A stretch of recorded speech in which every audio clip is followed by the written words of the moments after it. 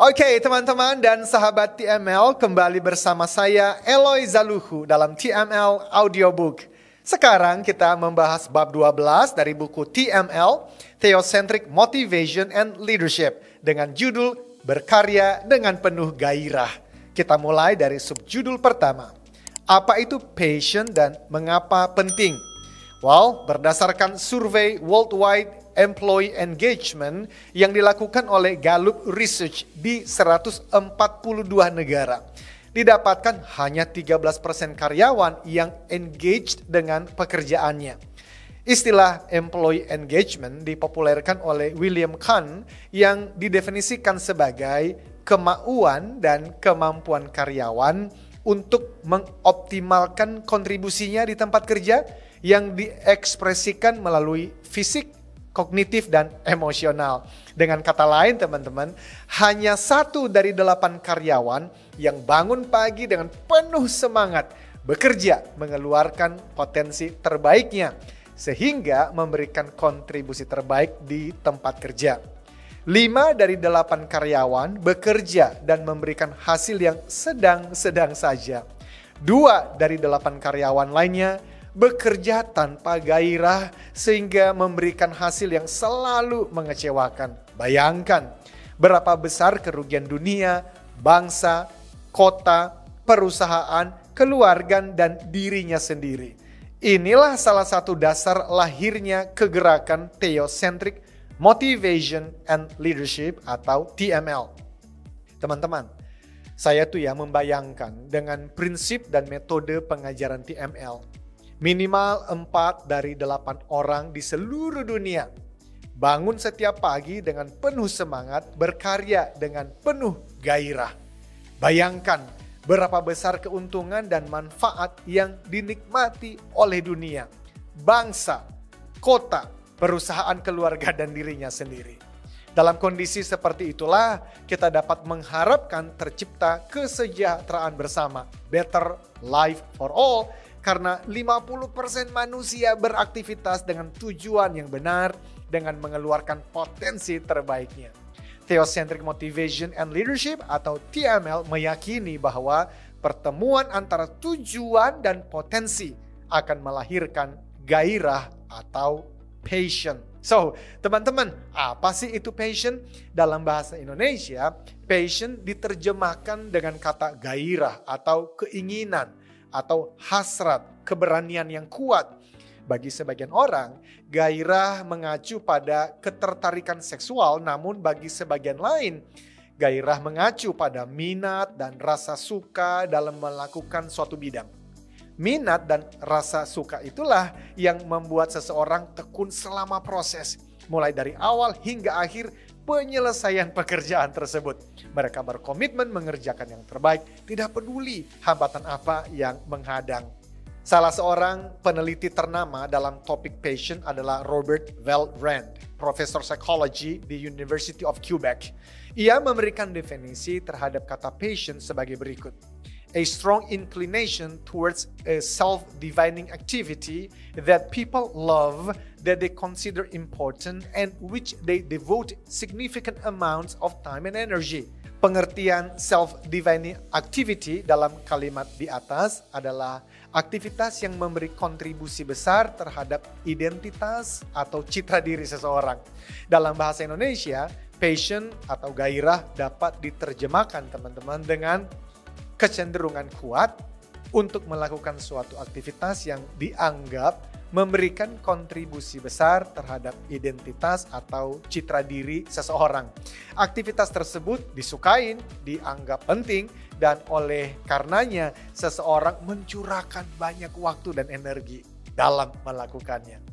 Peneliti atau ahli kedua yang mendalami topik passion adalah Dr. Angela Duckworth, profesor psikologi di University of Pennsylvania.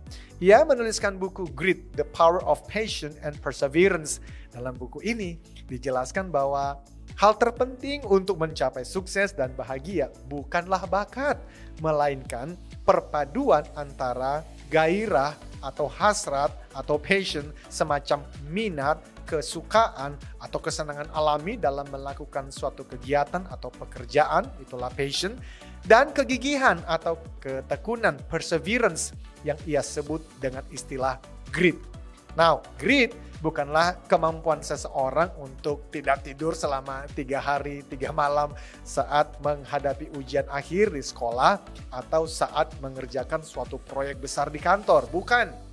Grit bukanlah energi yang membesar pada suatu waktu, namun mengecil pada saat lain. Grit adalah stamina dan konsistensi dalam jangka waktu yang lama untuk mengerjakan suatu pekerjaan dengan kualitas terbaik dan mencapai suatu tujuan. Lebih jauh teman-teman, Angela Duckworth memaparkan panduan untuk menumbuhkan grit melalui 4 aset psikologi yang dimiliki orang-orang hebat dengan daya juang luar biasa. Jika kita dapat mempelajari dan memanfaatkan aset-aset tersebut, kita dapat mengembangkan daya juang yang kita perlukan dalam kehidupan ini. Keempat aset psikologi tersebut adalah minat, latihan, tujuan, dan harapan. Minat itu adalah tentang orang-orang hebat dengan daya juang luar biasa. Selalu memiliki minat tinggi terhadap apa yang mereka kerjakan. Mereka jatuh cinta pada pekerjaan mereka. Mereka sangat menikmati pekerjaan mereka sehingga sering lupa makan dan beristirahat. Mereka mengalami apa yang dikatakan Mihaly Csikszentmihalyi sebagai kondisi flow. Pembelajarannya, kita harus mencari bidang yang kita minati dengan sepenuh hati. Meskipun tidak mudah untuk mencari apa yang kita minati, hal itu harus kita lakukan. Harus kita temukan. Begitu kita mendapatkan apa yang kita minati, kita akan terus mendalami bidang tersebut selama hidup dan tanpa menjadi kutu loncat yang selalu berganti-ganti bidang pekerjaan. Minat merupakan modal awal untuk mengembangkan daya juang kita. Kedua, latihan. Orang-orang hebat dengan daya juang luar biasa tak pernah menyerah untuk selalu berlatih di bidang mereka. Disinilah ketekunan menjadi penting. Kegagalan bukan hal tabu. Mereka tak sekedar mengandalkan bakat, tetapi lebih pada kerja keras secara disiplin dan konsisten. Mereka melakukan apa yang dikatakan Anders Ericsson sebagai latihan yang disengaja atau deliberate practice. Pembelajarannya, kita harus bekerja keras untuk terus berlatih dan melakukan perbaikan terus-menerus. Jadikan latihan dan perbaikan sebagai sebuah kebiasaan positif dalam hidup kita. Diperlukan minat yang kuat dalam bidang tersebut untuk membuat kita tekun berlatih secara rutin selama hidup kita. Ketiga, tujuan. Teman-teman, orang hebat dengan daya juang luar biasa memiliki tujuan hidup dan tujuan yang berdampak bagi orang lain. Minat perlu dilengkapi dengan suatu tujuan. Tujuan yang bermakna bukan hanya tujuan untuk diri sendiri, melainkan juga untuk orang lain.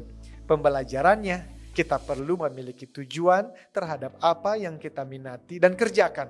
Tujuan adalah motivasi terbaik yang membuat kita terus bertahan dalam minat dan latihan selama hidup. Buatlah tujuan tidak hanya untuk diri kita sendiri, tetapi juga tujuan yang berdampak bagi orang lain. Terakhir, harapan. Orang-orang hebat dengan daya juang luar biasa selalu memiliki harapan.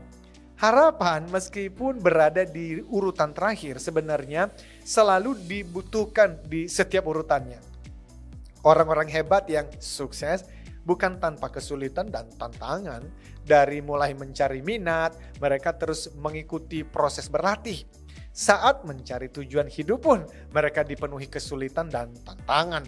Namun mereka tetap mampu melalui semua itu karena memiliki harapan bahwa kesulitan itu akan berlalu dan masa depan akan jauh lebih baik. Pembelajarannya, pencapaian yang ingin kita raih tidaklah mudah. Perjalanan akan sulit dan berliku. Ketika kita sedang berjalan di jalan yang terjal, tetaplah memiliki harapan untuk terus berjalan, tolak untuk menyerah. Sebagai kesimpulan, bakat itu penting dan tetap berkorelasi dengan kesuksesan. Namun, bakat saja tidak cukup untuk berprestasi tinggi. Jika Anda berbakat, Anda mendapatkan jarak tempuh yang paling jauh dengan menggabungkan bakat dan kerja keras. Jika Anda kurang berbakat, Anda bisa menebusnya dengan gigih bekerja keras. Angela Duckworth menyimpulkan bahwa ketekunan berlatih 2 kali lebih penting daripada bakat loh. Semakin besar upaya yang Anda berikan, semakin tinggi keterampilan Anda dan semakin besar pencapaian Anda. Kita lanjutkan di subjudul yang kedua. Until then, ukir jejakmu.